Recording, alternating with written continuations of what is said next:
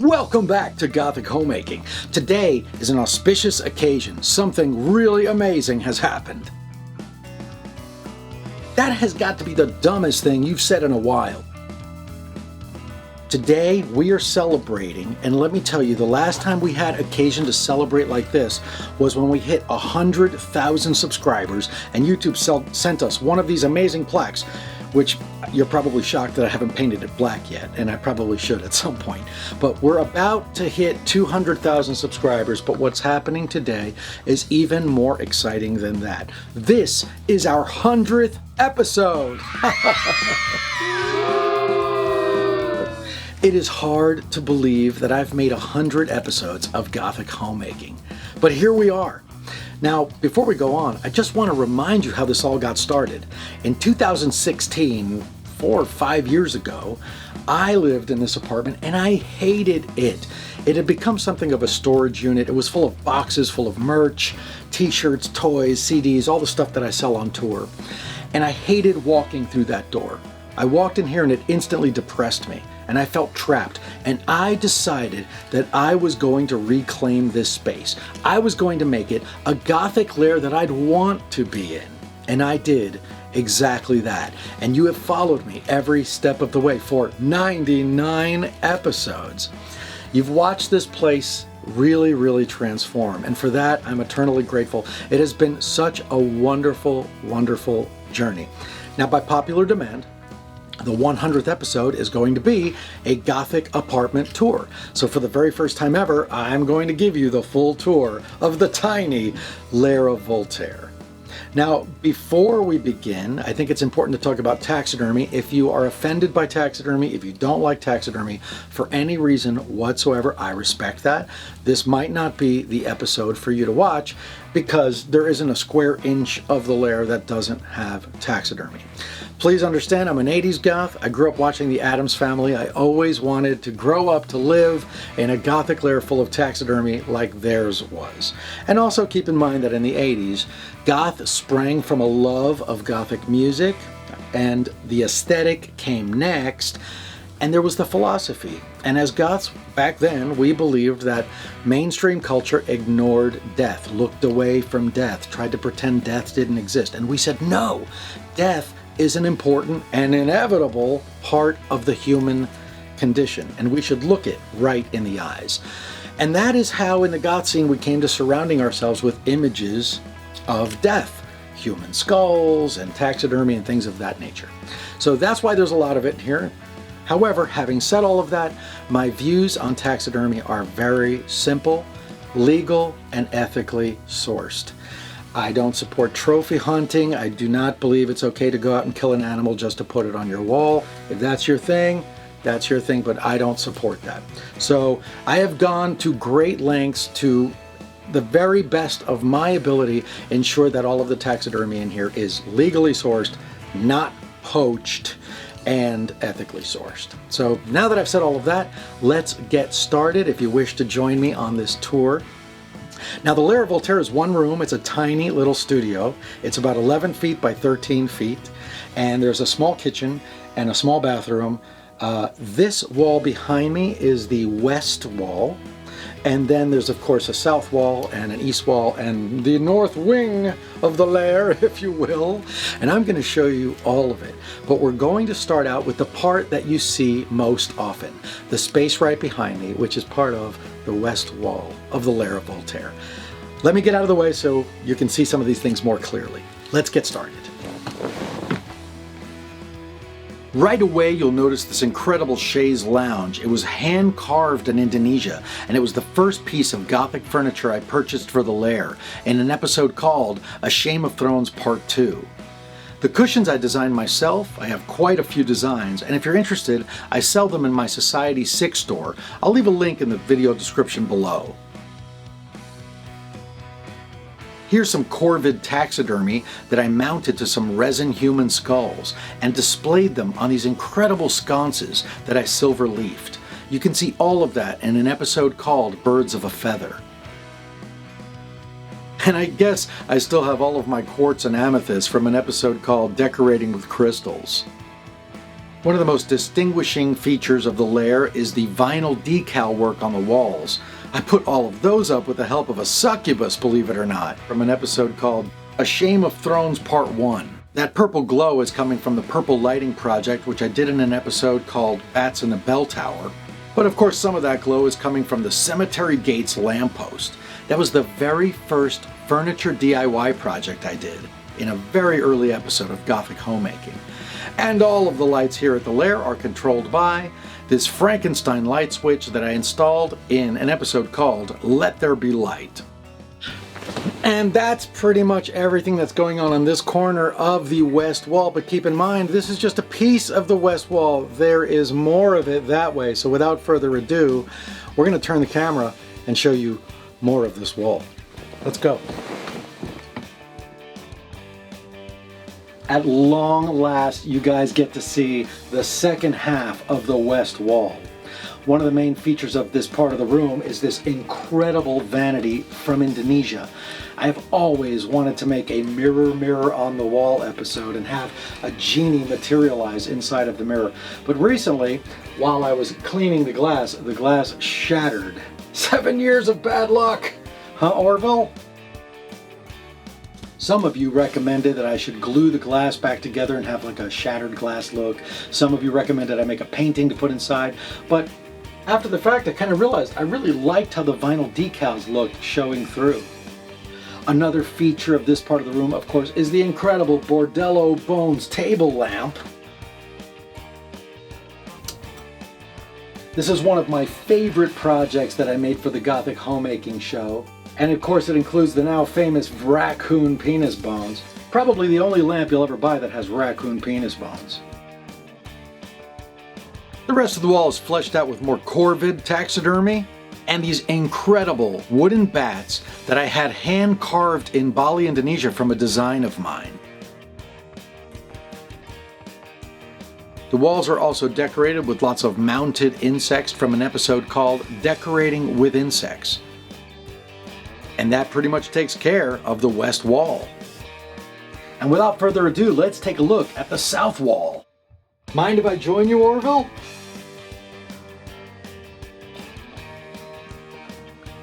Tough luck, pal. How you doing, Orville? This is the south wall of the Lair of Voltaire. One of the most distinguishing features of this wall is that it used to be red, but I painted it black in an episode called Gothic Color Schemes, and I was afraid it was going to make the room look really small, but it's my favorite wall of them all. Also in this end of the room is the glorious haunted library end table, which I made in one of the early episodes of Gothic Homemaking, and I still think it is one of my best projects yet. Resin skulls holding up a column of blood-soaked books, on top of which is a framed Ouija board.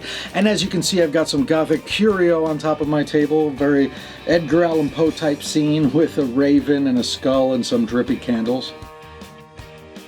Another one of my projects that you can see here on the wall is the cabinet drawer wall shrine.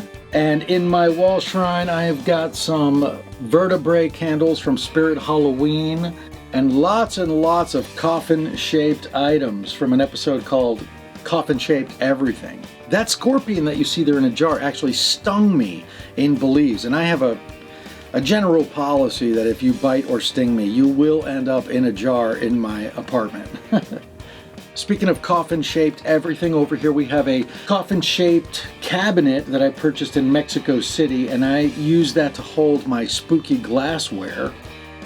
And a new addition to this end of the room is this crazy castle that I've been building for years and years and years. I recently decided to bring it home from the studio where I was working on it, and I guess I'm going to continue working on it here at home. This is how you know you're old, when you have, you know, model building projects that you do at home. Right, Orville? Joop, joop, joop. Don't say a word. Oh, and then of course I should probably point out, up here is one of the very first pieces of decorative art that I purchased for the Lair of Voltaire is this Baphomet that I purchased from Chris Andrus, and that was for the episode He Who Gaffs Last. That is of course a taxidermy gaff up there. Just next to it is a Gothic flower bouquet from my How to Make a Gothic Bouquet episode. And the curtains, you may recognize that pattern. That is my Bats and Beasts pattern. And I bought those curtains from Society 6. As many of you know, I buy all of my products from Society 6 to make sure that the quality is really good before I recommend them to you. Which brings me to the east wall of the Lair of Voltaire. Now, and the east wall, the first thing I think of is my collection of cushions. This is about 1/10 of the amount of cushions that I have. Once again, my designs from Society 6. This is Halloween Moon. And this is Balinese Bat Halloween design. And this is Cosmic Critters in Twilight Zone Gray, I think it's called. And the list goes on and on. I keep them here for when I'm shooting. And I need, if I'm doing like a Halloween themed episode, I can grab some orange ones to throw on the couch.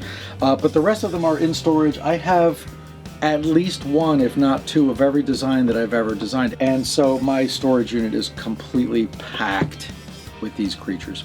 Also over here, you're going to see a cat skeleton that I picked up from Ryan Cohen in an episode called A Bone to Pick. And to the left, a little bit disheveled, but still hanging in there, is my Cosmic Horror White Noise Machine. I think it's presently missing a tentacle. Just behind me, and I should probably move out of the way so you can see it better. Just behind me here is one of my favorite pieces. This is a vintage flying fox skeleton. You can't get those anymore, that's for sure. And just above it here on the wall is this wonderful painting by Curtis Reikovich of Elvira, Mistress of the Dark. And next to it, more of these fantastic vinyl wall decals. Just over my head here is my Batmobile. No, I'm not going to be chasing the Joker in it anytime soon. But I made a Batmobile from Vinyl Records in an episode called How to Make a Batmobile. And then, of course, we have the Kurai Kirin, a mythological beast that I made in the episode He Who Gaffs Last. Just to the left of that is the very first piece of original art that I ever purchased. And that's this fantastic painting of a flying fox by an artist named Alexis Trice. And just below that is a beautiful original drawing by Stephanie Inagaki. Down here on this table, I have some sort of random knickknacks. One of my favorite pieces is this metal skeleton from Pottery Barn, which I got maybe 4 Halloweens ago at this point. And one of the things I love about Pottery Barn's Halloween offerings is that they typically don't use plastic. Their items are usually either metal, wood, or ceramic, and I love that about them. And this is a glorious piece. It's a metal skeleton. He's got 2 glass bowls, and I put my change in there. And then, of course, this signature piece, I think it was from TJ Maxx last year, this wonderful looking crystal ball. And I don't know if you noticed my samurai sword. If anybody ever breaks into the Lair of Voltaire, they're going to end up being sashimi. You know what I mean, Orville? So it's not sharp, it's just a prop. But that pretty much rounds out what's on this side of the wall. It pretty much rounds out what's on the east wall of the Lair of Voltaire. Something you may not know, because I don't think I've ever mentioned it before, is like pretty much everything on this wall is going to have to go. I think that Kurai Kirin is going to end up on the street in the next few days, because I have very big plans for this wall in 2022. And I'm going to have to clear it first. So I hope you're going to stick around and continue watching Gothic Homemaking to see what I do with this wall. And now, without further ado, let us turn our eyes to the north wing of the Lair of Voltaire. Here we have the north wall of the Lair of Voltaire. Well, it's half a wall, actually. This wall exists for one purpose, and one purpose only, and that is to separate the kitchen from the living area. These East Village studio apartments typically have a living area where the kitchen is part of it. But as people became more civilized and didn't want their guests to see their stove while they were entertaining, they put up little walls like this one.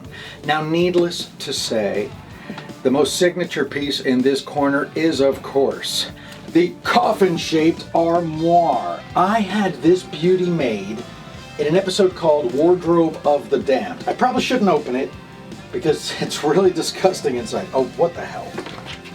Wow, that's bad. Okay, never mind.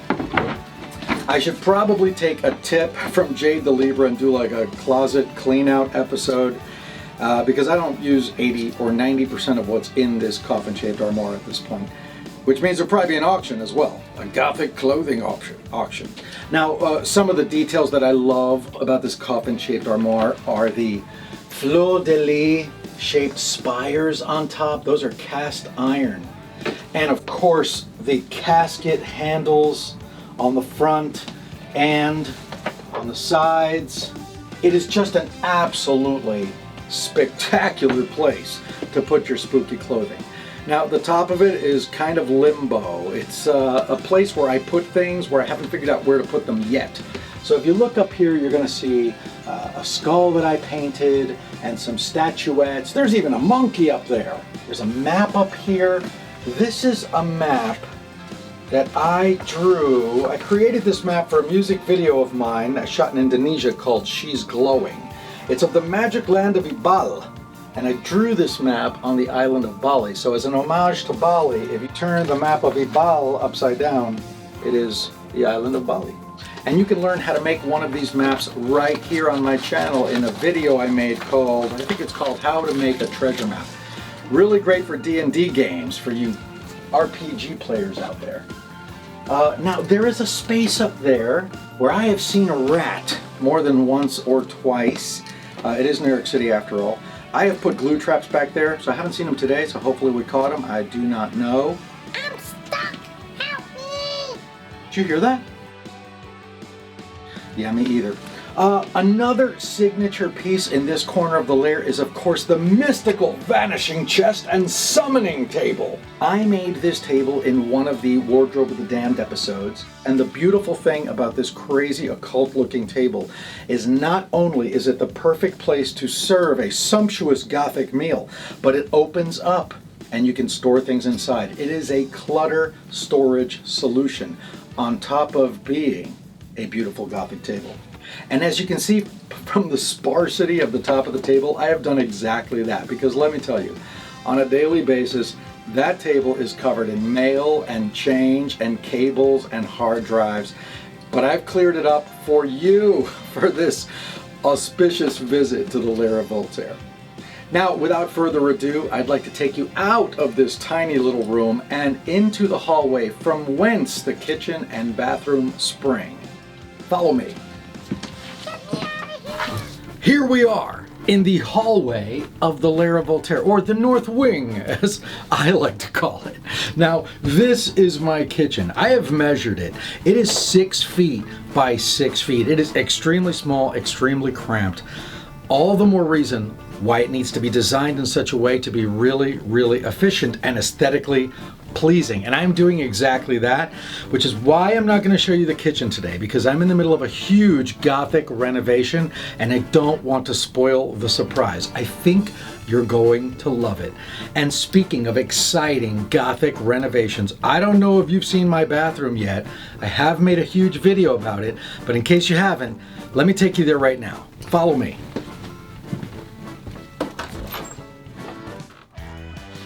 Welcome to my humble commode. Get it? Because it's literally a commode. This was the second ugliest bathroom in all of New York City. Of course, the prize for ugliest bathroom goes to the old CBGBs. Oh, the bathroom there, that was something. May it rest in peace wherever it has gone to. Nonetheless, this place was disgusting and I hated walking in this door. And you know what was even worse? When company came over and they came to the bathroom. It was very embarrassing because this place was that ugly. And I transformed it into an elegant Gothic bathroom, and now I love it in here. So there's a whole video that I made about it called Gothic Bathroom Renovation. In case you haven't seen it, I'll just walk you through some of the details. Over here I have a shower curtain that I designed myself. I sell these in my Society 6 store. You're probably sick to death of hearing me talk about Society 6. I also designed the wallpaper. This is my bats and beasts pattern, and I sell that on Spoonflower. Peel and stick wallpaper in a steamy bathroom? That doesn't sound like something that would work, and yet it works great. It's held up really nicely. I also put in these fantastic black fixtures, and I had the tub glazed in this amazing black finish. One of the features of the bathroom is, of course, the apothecary cabinet that I made with these amazing X-ray doors. And as you look around, you'll see some of my widow's funeral bouquets darkening up the corners of the Gothic bathroom. And then I sort of fleshed out the rest of the design with some of these Halloween home decor items that I've picked up in my Halloween hauls throughout the years. I've created a Gothic bathroom that I love to be in now. It sounds so strange to say I love to be in the bathroom, but I really do love to spend so much time in here. I take baths in this tub that are altogether way too long for any reasonable human being, except maybe the Little Mermaid, Aquaman, or that thing Doug Jones played in The Shape of Water. Honest to God. But I love to be in here, and I guess soon I'm going to be able to use these Lair cemetery soaps. It sounds like a commercial, but it isn't. I just got these samples today and I'm so excited about them. That smells so good. These are just samples, they're not out yet, but somebody has to test them to make sure that they work okay, and I guess that's going to be me. But let me tell you that having created an elegant Gothic bathroom that I love to spend time in sounds like a really amazing thing, but it's also sort of a curse. Because from my perspective, I think this place looks so sleek and so elegantly macabre that now the rest of the Lair looks so garish to me, especially with those crazy purple lights I've got everywhere. It looks like a Disney villain lives in there. Like the bastard love child of Maleficent and Hades lives in that room. Not that that's a bad thing. But what I'm getting at is that now that this bathroom is finished, and now that the Lair is all just about done, I may very well just start all over again from scratch. I'm going to leave the bathroom as it is, but I may tear down everything else in the Lair and start over. So I hope you'll stick around to watch that. That's at least a whole other season. But before we hit the hallway,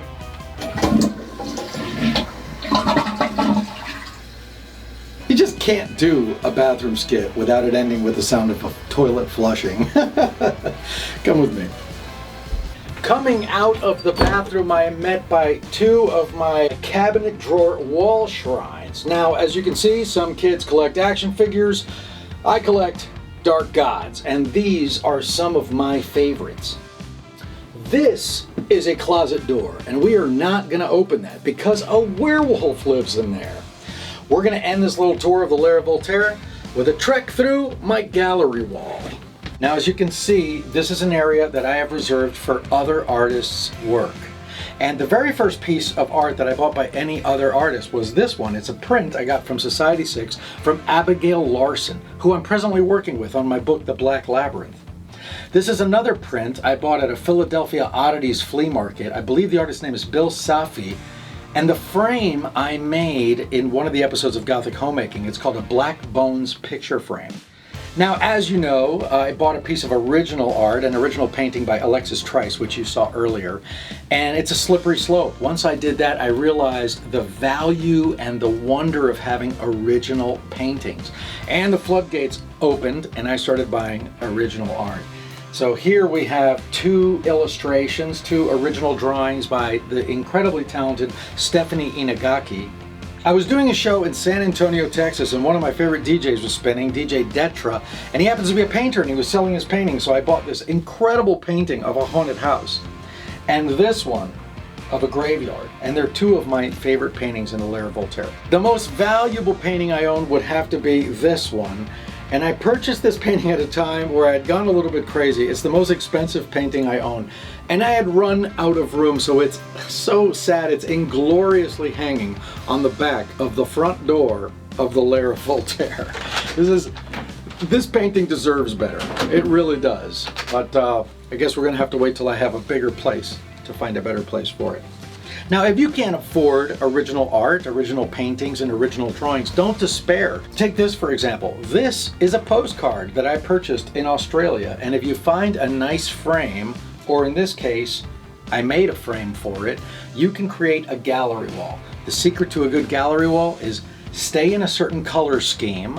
As you can see, most of the frames as well as most of the art stays within the color scheme of black, white, gray, silver, and stay within a theme if you can.